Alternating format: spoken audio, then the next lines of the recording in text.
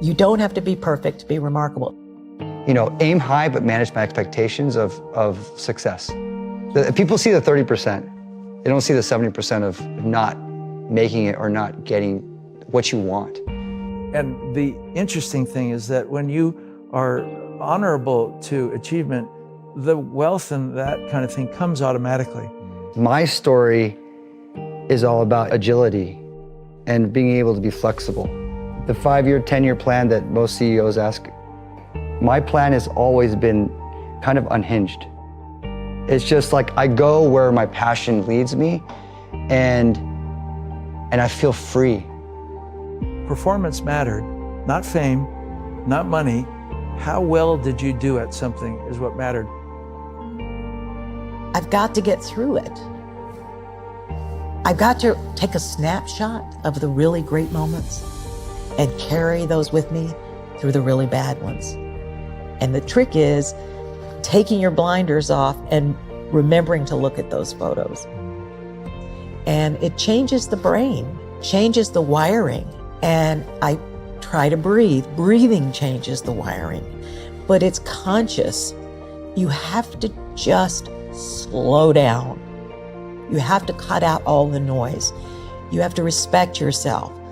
Young fans with a tattoo of Danny Zuko or Vincent Vega on their arm, and you say, this, somewhere I made a difference in their life. Was someone glad that you were alive? Were you valuable to someone by being here? And you want to be valuable, you know, otherwise you're kind of wasting your time if you don't find your niche to be valuable to something. You have to be grateful for what you can get. Plain and simple. Like, be grateful for what you have, because that's, like, we're lucky to even be here. I think it's that feeling to be just lucky to be on the stage playing in front of people, lucky to be sitting with you and talking about this. It's just important for people to understand that complaining has no value. And if you complain about not having enough money, work more. If you complain about not having work-life balance, spend more time on vacationing and your family. It's super simple. Let your actions dictate instead of sitting there and feeling like you're not in control. Poor people say, I can't afford it, I can't do that, I don't have time. It's an escape, you know what I mean? It's easy to say I can't afford it. Oh, I'm too tired. Oh, I can't go to the gym. You know, when you could go to the gym, but no, I can't. Truth is, I'm just too lazy to go to the gym. My first shows, I was playing for 5 people. Like, some of them didn't even want to be there, honestly. But I was pretending like it was like a big deal. When I started DJing, I was playing, I remember when like 5 people would be like, yeah, and there was like, everyone else just doesn't give a shit. I'm like, those are my 5 people. I focus on them. And after I talk to them, hang out with them. I used to do that at every show when I was in a band. We would tour across the United States, and we would drive like 10 hours, and we show up, I remember in like Albuquerque or something, and there was 12 people that showed up.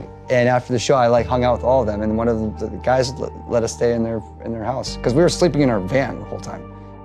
Man, I was excited after the whole tour. I was like, when are we gonna go back again? And it's like, you know, you have to start in that mindset. It's like you can't, that's the problem with social media right now, is that you're comparing yourself to people that have like this large success, and you're like, I want to play there. But you first have to go with what you have in front of you and make that meaningful. You can't forget that life is an art. This is why Oprah and I connected immediately, because, you know, we did a whole episode one time on enlightening people that didn't have money on how they can live art. I said, very easy. I said, can the average fellow go to Walmart and afford it's like a tray? Yes, it might be $3. Can you afford a cup instead of a paper cup? Might be $1, it's fine. Now, can you put your favorite coffee in that cup? Can you go to a market or something and get a nice blueberry muffin? Can you make that look pretty, put a flower on that tray? Now can you go give it to your husband or your wife? They'll think they're at the Four Seasons and you have minimal money. It's how you approach shit. You know, it's the art of life. Someone wants wealth or they want fame. It's harder for that to happen because it's not based on anything that has a bean exchange to it. You know, I always say, if you want to be wealthy on just money, get into the money business, investments, banking, you know. But if you're in the arts, I would do it for art's sake first, and then hopefully others will follow, but not make it a prerequisite, but just keep doing the right thing and the good thing, it'll happen. We all make mistakes. We all struggle. This like unconscious feeling that I need to prove to my dad that I'm gonna make it, because that's like what I grew up with. I grew up with this, like, I need to make it, because he implanted those subliminal messages towards me, you know, like when I was a kid growing up throughout my life. You know, let's say some parent that doesn't want their kid to play the violin, okay, and they're antagonistic. You know, you've got to be an accountant. You've got to be an accountant. You go, okay, Dad, I love you, but if I become an accountant, I'm becoming what you want me to be, and I have a good chance at having a not so happy life. Even if I fail at being a violinist, at least I failed on my own terms, and I failed doing something I loved. So you got to let up on me, Dad, or brother, or sister, or whatever, whoever that character is that has a counter intention to you. You have to get with them and get real and say, look, it's my life, it's not your life, and this is how I need to do it. Why are you so hungry? Like, why do you keep doing this at this level? Because at the end of the day, you know, that's what you have as evidence of a life well lived, a contribution to people. You know, you know, if let's say I have 70 movies and each one delivers a kind of joy to a certain audience, the collage or the mosaic of your career has this blanketed effect that suddenly you can go away with pride that it was a job well done, and you maybe made a difference in a lot of people's lives. When you do something because you love it, it's being an amateur. And if you're a professional, you have to do it regardless of whether you love it or whether you feel like it that night. The trick is to keep both. Because if you don't love it, then it's empty. You know, but we're getting there. What's crazy is that we're actually, the dreams I had as a kid, they're actually happening, which is it's bizarre and wild. I really want to showcase to all the young people that the shy kids, that the kids that are like, yo, I will not be successful like that. I will have to like sit in a cubicle and do, you know, the boring stuff, which is actually what my dad told me to do. It's like, that's real life. You have other ways to look at your scenario.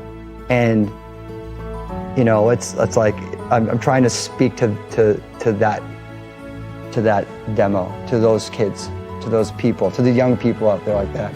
Even to the older people that are like, maybe I need to stop my job and like pursue something else. Or maybe I need to reevaluate what I want to do with my life. I'm learning now, I think, to try to go with the flow, to enjoy things, not to worry so much. If you always do good work from your standards, whether you're in a project that fails or succeeds, you can live with that. Think of, I'm 40. Do you know how young we feel? When you were 26, did you ever think that this is what 44 felt like? No. You thought that was finished? Yeah. How old are you?